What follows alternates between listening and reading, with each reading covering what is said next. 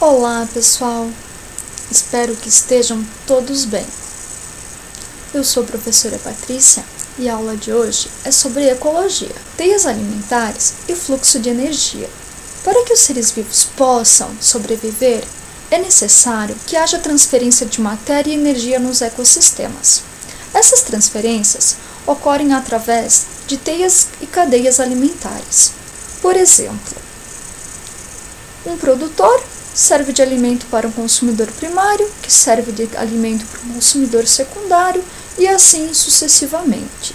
Teia alimentar nada mais é do que um conjunto de cadeias alimentares. A teia alimentar não precisa apresentar um fluxo unidirecional. Ela pode apresentar diferentes hábitos alimentares e, consequentemente, ocupar diferentes níveis tróficos. Observando esta imagem, é possível analisar uma teia alimentar. Observe que o milho pode servir de alimento para vários consumidores primários, como no caso, uma borboleta. Essa borboleta pode servir de alimento para vários outros consumidores, secundários, terciários e assim sucessivamente, caracterizando uma teia alimentar. Níveis tróficos. Os níveis tróficos indicam a ordem em que a energia flui numa cadeia alimentar. Todos os seres que têm o mesmo hábito alimentar pertencem ao mesmo nível trófico. Os produtores. Produtores são seres capazes de produzir o próprio alimento. São seres que pertencem ao primeiro nível trófico. Consumidores são organismos que precisam se alimentar para conseguir energia.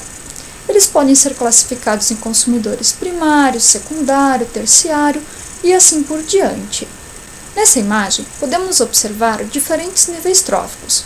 O produtor, que está no primeiro nível trófico, o consumidor primário, que está no segundo nível, o consumidor secundário, que está no terceiro nível e assim sucessivamente. Decompositores. Os decompositores são aqueles que fazem a matéria apodrecer, são os que fazem o processo de decomposição. Eles são extremamente importantes na natureza porque são eles que fazem o processo de reciclagem natural. Pirâmides ecológicas. As pirâmides ecológicas representam graficamente o fluxo de energia e matéria em um ecossistema. Existem vários tipos de pirâmides. A pirâmide de número vai representar a quantidade de indivíduos de cada nível trófico. Por exemplo, eu posso ter uma quantidade X de produtores, de consumidores e ir organizando em forma de pirâmide. Muitas vezes, os números dessa pirâmide podem deixá-la invertida. Isso ocorre quando seres de grande porte podem oferecer alimento para vários outros de menor tamanho.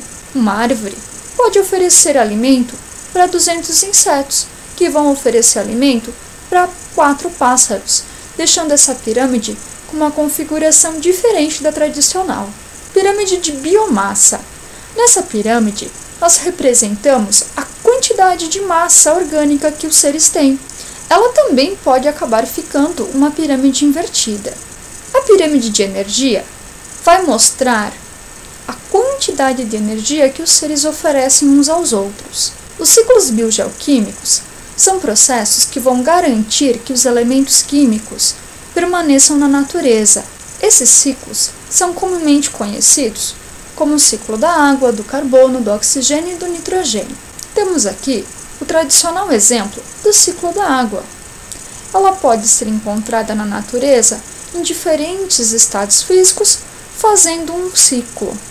Dinâmica das populações. As populações apresentam características próprias. Cada população tem a sua própria taxa de nascimento, crescimento e de mortalidade. Alguns fatores regulam o tamanho das populações. O potencial biótico, que seria a capacidade dos seres vivos se reproduzirem e gerarem novos descendentes, geralmente é limitada. Algumas barreiras naturais põem fim a esse crescimento. Por exemplo, a disponibilidade de espaço, os alimentos, o clima, o predatismo e o parasitismo podem interferir no tamanho das populações. Quando há falta de alimento, os seres não terão a mesma capacidade de crescer e se reproduzir. Quando há muitos predadores, provavelmente um grande número desses indivíduos também virão a óbito e não terão a mesma capacidade reprodutiva. Por incrível que pareça, esses fatores que regulam o tamanho das populações são extremamente benéficos e contribuem para o equilíbrio natural. Muito obrigada pela atenção de vocês. Fiquem todos com Deus.